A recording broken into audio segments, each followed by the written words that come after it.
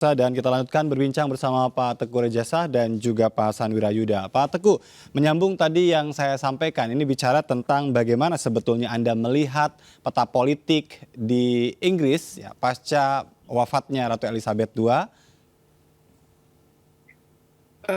Inggris berada pada posisi yang agak sulit saat ini ya. Pertama, winter is coming ya.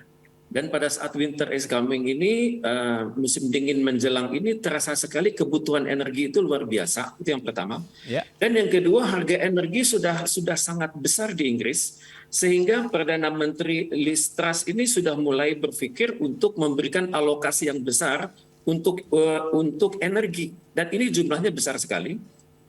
Mereka masih hitung-hitungan. Dan yang ketiga adalah peranan Inggris saat ini adalah mengekor pada Amerika Serikat. Jadi hal ini akan membuat posisi Inggris sangat sulit menghadapi menghadapi prospek pembatasan energi dari Rusia. Baik. Jadi Bagaimana juga dengan ya, eskalasi sosialnya? Karena tadi disampaikan ini ada dua ya, rajanya ganti, perdana menterinya ganti, begitu. Ya, siap. Inggris menganut sistem monarki konstitusional ya, di mana beliau adalah kepala negara, tapi secara de facto dan juga de jure, sehari-hari itu kepemimpinan negara itu dipegang oleh Perdana Menteri. Dan Perdana Menteri ini harus dilantik oleh Ratu Inggris, dan Perdana Menteri ini secara rutin itu berkonsultasi dengan menteri yang menurut referensi yang saya miliki, itu rata-rata seminggu sekali, dan disitulah Ratu menunjukkan persetujuannya maupun keengganannya atas isu-isu tertentu, dan tentu saja dialog itu sangat rahasia dan tidak terbuka untuk umum. Sampai era Margaret Thatcher itu hubungan masih seperti seperti kakak sama adik yang lebih muda. Tapi sekarang karena usia beliau yang sudah semakin sepuh dan Perdana Menteri Inggris itu semakin muda, maka hubungannya sudah seperti ibu dan anak. Baik. Dan para Perdana Menteri itu biasanya ada kesungkanan tersendiri karena aura Ratu itu luar biasa, melebihi Inggris. Iya, baik. Pak Hasan, Anda melihat bagaimana nih hubungan antara Ratu dan Perdana Menteri di tengah transisi? Kita tahu ada pergantian Perdana Menteri dan sekarang ada pengangkatan Perdana Menteri baru, itu pun transisi begitu.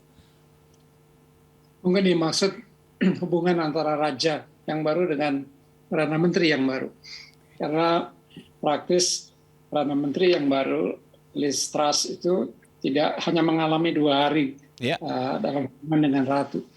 Jadi seperti dikatakan tadi oleh Pak Teguh Rejasa, Inggris adalah constitutional monarchy.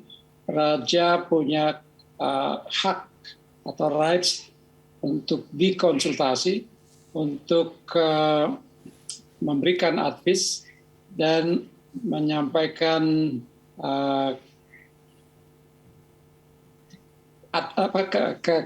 ketidaksetujuan beliau. Veto begitu ya? Secara de jure dan de facto pemerintahan adalah urusan Perdana Menteri dan kabinetnya. Dan Perdana Menteri atau pemerintah bertanggung jawab pada rakyat, karena itu pemilihan umum yang diselenggarakan secara berkala. Sekarang Perdana Menteri Liz Truss hanya punya 2 tahun karena 2 tahun nanti akan diadakan pemilu. Jadi mandatnya sangat pendek, sementara situasi yang dihadapi khususnya krisis energi dan krisis kenaikan harga pangan itu memprihatinkan. Di Inggris orang-orang tua sekarang itu demonya, slogannya itu mati kedinginan atau mati tidak makan. Kita tidak membayangkan negara semaju Inggris mengalami situasi yang demikian. Tapi itu faktanya. Dan juga ada ketidakpercayaan dari sebagian pihak di Inggris terhadap kepemimpinan Perdana Menteri baru yang dikenal sebagai tidak bersikap tegas atau malah secara eksplisit. BBC News menyebutnya sebagai bunglon, sukar dipegang tangannya ya. Dan dalam sejarahnya memang dia nampaknya demikian adanya. Jadi karena itu banyak yang meragukan juga. Ini persoalan yang dihadapi Inggris. Karena pemerintahan yang baru yang tidak diyakini kualitasnya memadai menghadapi krisis, sementara rajanya juga baru. Baik, ini berarti memang betul-betul ya Inggris kehilangan ibunya begitu ya? Betul, betul. Ya, dan akan seperti apa? Singkat saja Pak Hasan dan Pak Teguh. Pak Hasan terlebih dahulu. Inggris ke depan dengan tadi kehilangan ibunya itu. Pertama, Inggris yang di kawasannya di Eropa mundur dari keanggotaan di Uni Eropa, lebih menyendiri karena itu hubungannya semakin erat, dikatakan oleh Ketua Kaisar tadi dengan Amerika. Ya. Tapi juga Inggris yang lebih terbuka untuk mencari sumber-sumber pasar baru, termasuk dengan Indonesia misalnya. Jadi dengan kata lain juga ada peluang bagi kita.